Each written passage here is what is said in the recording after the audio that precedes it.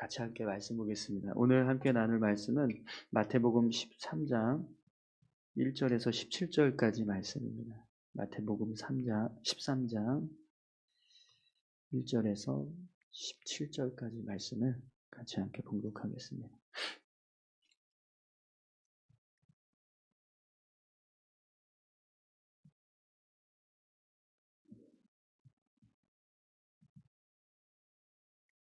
찾으신 줄 알고 우리 같이 합독하겠습니다. 그날 예수께서 집에서 나가사 바닷가에 앉으심에 큰 무리가 그에게로 모여 들거늘 예수께서 배에 올라가 앉으시고 온 무리는 해변에 서 있더니 예수께서 비유로 여러 가지를 그들에게 말씀하여 이르시되 씨를 뿌리는 자가 뿌리러 나가서 뿌릴새 더러는 길가에 떨어짐에 새들이 와서 먹어버렸고 더러는 흙이 얕은 돌밭에 떨어짐에 흙이 있지 아니하므로 곧 싹이 나오나 해가 돋은 후에 타서 뿌리가 없었으므로 말랐고 더러는 가시떨기 위에 떨어짐에 가시가 자라서 기운이 막았고 더러는 좋은 땅에 떨어짐에 어떤 것은 100배 어떤 것은 60배 어떤 것은 30배의 결실을 하였느니라. 귀 있는 자는 들으라 하시니라. 제자들이 예수께 나와 이르되 어찌하여 그들에게 비유로 말씀하시나이까? 대답하여 이르시되 천국의 비밀을 아는 것이 너희에게는 허락되었으나 그들에게는 아니 되었나니 무릇 있는 자는 받아 넉넉하게 되되 없는 자는 그 있는 것도 빼앗기리라. 그러므로 내가 그들에게 비유로 말하는 것은 그들이 보아도 보지 못하며 들어도 듣지 못하며 깨닫지 못함이니라. 이사야의 예언이 그들에게 이루어졌으니 일러스되 너희가 듣기는 들어도 깨닫지 못할 것이요 보게는 보아도 알지 못하리라. 이 백성들의 마음이 완악하여져서 그 귀는 듣기에 둔하고 눈은 감았으니 이는 눈으로 보고 귀로 듣고 마음으로 깨달아 돌이켜 내게 고침을 받을까 두려워함이라 하였느니라. 그러나 너희는 눈은 봄으로 너희 귀는 들음으로 복이 있도다. 내가 진실로 너희에게 이르노니 많은 선지자와 의인이 너희가 보는 것들을 보고자 하여서도 보지 못하였고 너희가 듣는 것들을 듣고자 하여도 듣지 못하였느니라. 아멘. 네, 한 번 더 기도하겠습니다. 하나님 감사합니다. 오늘도 귀한 말씀을 함께 나눕니다. 말씀 가운데 함께하여 주시고 온전히 주의 말씀만 붙잡고 나아갈 수 있도록 인도하여 주시옵소서. 전하는 저에게도 은혜 주시고 오직 주의 말씀만 온전히 증거되게 도와주옵소서. 함께 하심을 감사드리며 예수님의 이름으로 기도드립니다. 아멘. 네, 오늘 이제 마태복음 13장 말씀을 우리가 이제 함께 보게 되는데요. 오늘 13장 1절에서 17절까지 말씀인데요. 귀 있는 자는 들으라 라는 제목으로 같이 함께 말씀을 나누겠습니다. 오늘 본문은 우리가 너무나 잘 알고 있는 씨 뿌리는 자의 비유입니다. 마태복음에는 총 5번의 예수님의 설교가 나오는데요. 산상수훈, 그리고 12제자 파송 설교, 그리고 오늘 본문 말씀에 이 천국에 대한 7가지 비유, 그리고 마태복음 18장과 24장, 25장에 보면 예수님의 설교가 나오는데요. 이렇게 해서 5대 강화라고 불려지는 5가지 예수님의 설교입니다. 그 중에서 오늘 본문은 3번째 설교인 천국에 대한 7가지 비유에 대해서 말씀하시는데 그 중에서 가장 첫 번째 비유가 오늘 본문의 이 씨 뿌리는 자의 비유입니다. 이 씨 뿌리는 자의 비유는 천국에 관한 말씀입니다. 오늘 본문 11절에 보면 예수님께서 제자들에게 천국의 신비를 알려주기 위해서 이런 비유의 말씀을 하셨다라는 것을 말씀하고 있습니다. 그래서 오늘 본문 말씀이 천국에 관한 말씀이라는 것을 우리가 알 수 있는데요.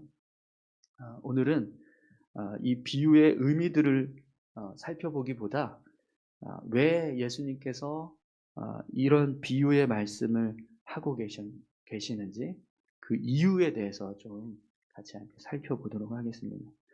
왜 그러냐면 내일 이어지는 이제 본문 말씀이 이 비유를 풀어주시는 예수님의 설명이 기록이 돼요. 그래서 오늘 이제 이 비유의 뜻이 뭔지, 의미가 뭔지를 보기 위해서는 내일 말씀과 같이 봐야 되거든요.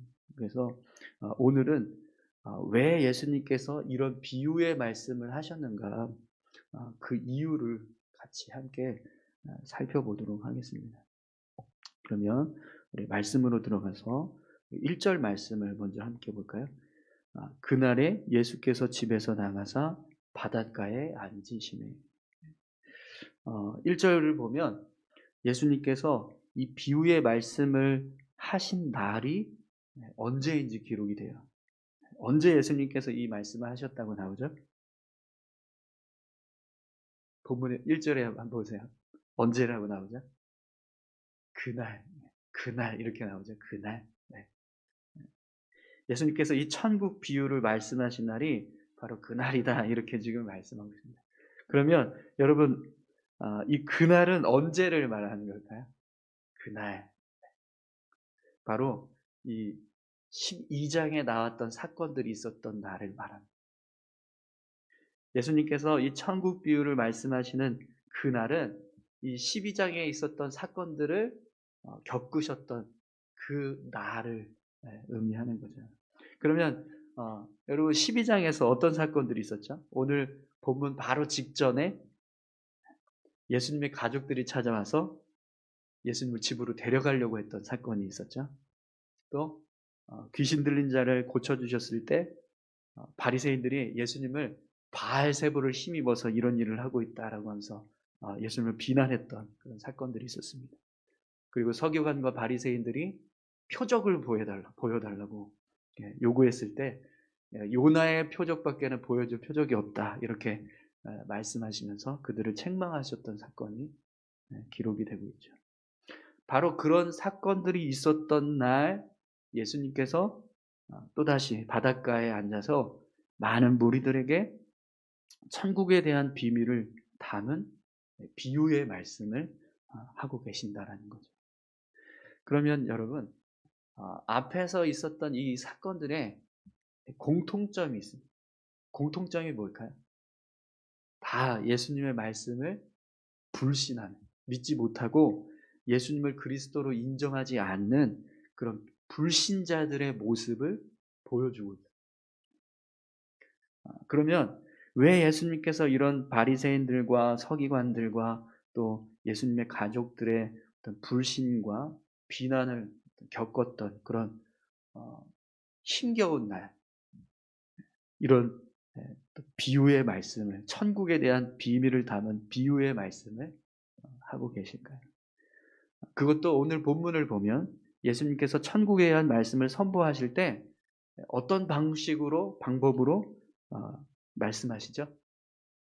비유로 말씀하셨다라고 되어 있습니다. 비유로 말씀하셨다고. 여러분, 비유는요, 우리가 사람들에게 무언가를 쉽게 설명하기 위해서 쓰는 이 언어 전달법이에요. 사람들이 이해하기 쉽게 돕기 위해서 그래서 비유를 들어서 설명을 합니다. 그런데 오늘 본문을 보면 예수님께서 무리들에게 말씀을 전하실 때 어떻게 하세요? 오로지 비유로만 말씀합니다. 어떤 설명을 붙이고 어떤 뭔가를 설명하기 위해서 비유를 드는 게 아니라 그냥 비유로만 말씀을 하십니다. 그렇게 되면 여러분 이 비유의 말씀이요 도대체 무슨 뜻인지 설명을 붙이지 않으면 정확하게 이해하기가 쉽지 않습니다. 수수께끼를 낸 것처럼 그것을 풀어주는 설명이 없으면 이게 무슨 뜻이지? 이렇게 그냥 돼버리는 거죠. 그런데 오늘 본문 말씀에 예수님께서 바닷가에서 사람들에게 말씀을 전하실 때 그냥 비유로만 말씀을 전하고 계신다. 그래서 오늘 본문 10절을 보시면 제자들이 예수님께 뭐라고 말씀하세요? 제자들이 예수께 나와 이르되 어찌하여 그들에게 비유로 말씀하시나이까? 제자들이 예수님께 어째서 저들에게는 비유로만 말씀하세요? 이렇게 질문을 합니다. 왜 이렇게 질문을 했냐면 사실 제자들도 예수님께서 하신 이 비유가 무슨 뜻인지 이해하지 못하고 있었기 때문에 그래요. 그래서 예수님은 11절에 뭐라고 말씀하세요? 대답하여 이르시되 천국의 비밀을 아는 것이 너희에게는 허락되었으나 그들에게는 아니 되었나니. 이렇게 말씀합니다. 이 천국의 비밀이 제자들에게는 허락되었지만 오늘 본문에서 이 비유를 듣고 있는 사람들에게는 허락되지 않았다. 이렇게 말씀하세요. 그럼 여러분, 왜 예수님께서 지금 이 비유의 말씀을 설명도 없이 사람들에게 말씀하고 계실까요? 이유가 있습니다. 9절 말씀을 보시겠어요? 다 같이 함께 읽겠습니다. 귀 있는 자는 들으라 하십니다. 아멘. 예수님께서 이 비유의 말씀을 하고 계시는데 이 말씀을 듣는 사람들을 향해서 뭐라고 말씀하세요? 귀 있는 자는 들으라. 귀 있는 자는 들어라. 이렇게 말씀을 하세요. 비유로만 말씀하셔서 이게 무슨 뜻인지 정확하게 알 수가 없는데 그런 말씀을 하시면서 사람들을 향해 마지막으로 귀 있는 자는 들어라. 이렇게 말씀을 하십니다. 그럼 여러분 여기서 귀 있는 자는 어떤 사람일까요? 실제로 귀가 달려있는 사람을 얘기하는 걸까요? 아닙니다. 지금 예수님께서 말씀하시는 이 귀 있는 자는요, 내 이야기에 마음을 열고 듣기를 원하는 자, 내 말을 믿고 신뢰하고 붙들려고 하는 자, 그런 사람만 들어라. 이렇게 지금 말씀합니다. 믿음을 가지고 주님의 말씀에 귀 기울여 듣기를 원하는 자는 이 말씀을 듣고 깨달으라. 이렇게 지금 말씀하고 있다. 예수님께서 말씀하시는 이 천국에 대한 비밀을 바리새인들과 서기관들처럼 혹은 예수님의 가족들처럼 불신의 마음으로 부정하고 거부하는 마음으로 듣는 것이 아니라 믿고 신뢰하고 더 듣기를 원하는 마음으로 듣는 자들만 들어라. 이렇게 지금 말씀하고 있다는 거예요. 그럼 여러분, 왜 예수님께서 그런 마음으로 당신의 말씀을 들으라고 하실까요? 여러분, 예수님께서 많은 무리들에게 이 천국의 비유를 설명하실 때 그곳에 바리새인들과 서기관들 있었을까요? 없었을까요? 분명히 있었을 겁니다. 그러면 그들의 마음이 어땠을까요? 여전히 예수님을 향해서 불신과 미움이 가득한 마음으로 예수님의 말씀을 듣고 있었을 거라는 거예요. 그렇기 때문에 예수님께서 아무리 천국의 비밀을 말씀하셔도 생명의 말씀을 전하고 계셔도 그들에게는요, 사실 아무 소용이 없는 말씀입니다. 우리 35절에서 13절에서 15절까지 말씀 한번 볼까요?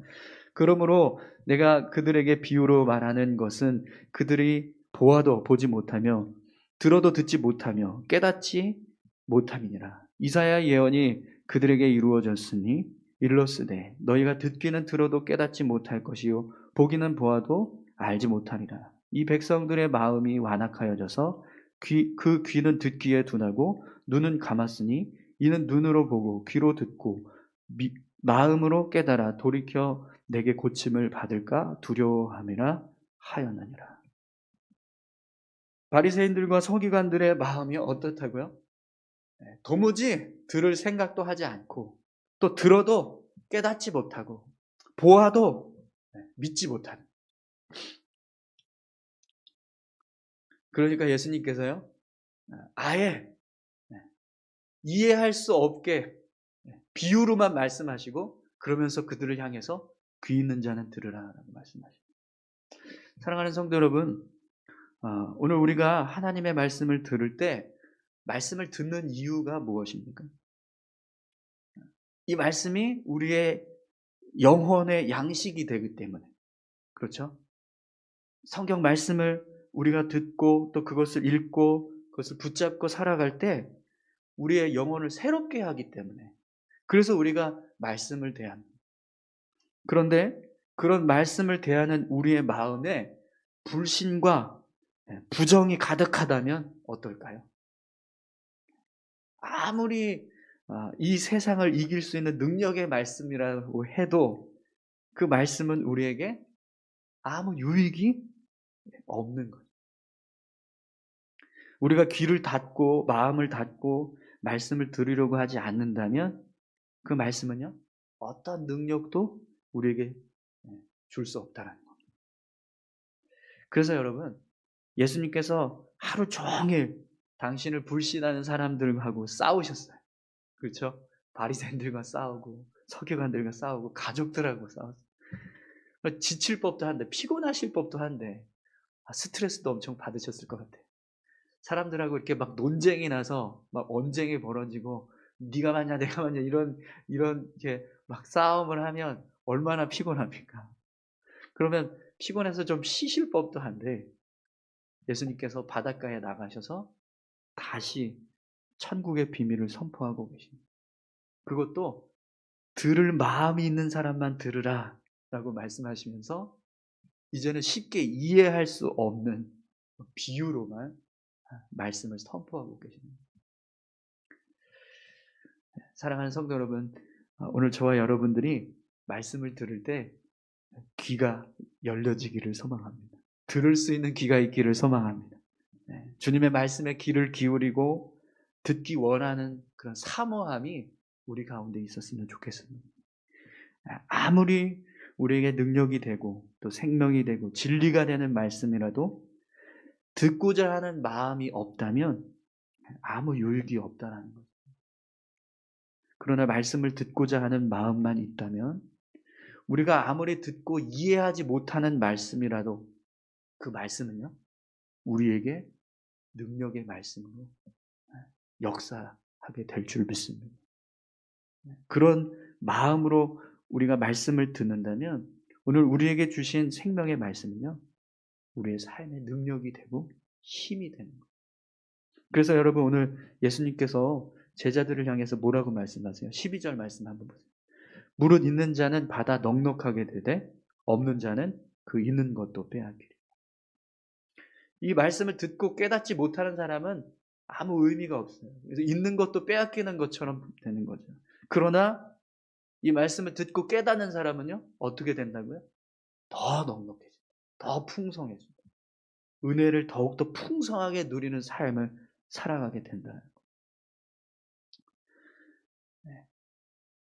바리새인들과 서기관들처럼 불신으로 가득 차서 아무리 귀한 말씀을 들어도 깨닫지 못하는 그런 어리석은 자들이 아니라 귀 있는 자 되어서 말씀을 듣고 깨달아서 말씀의 능력을 경험하는 저와 여러분들이 다 되시기 바랍니다.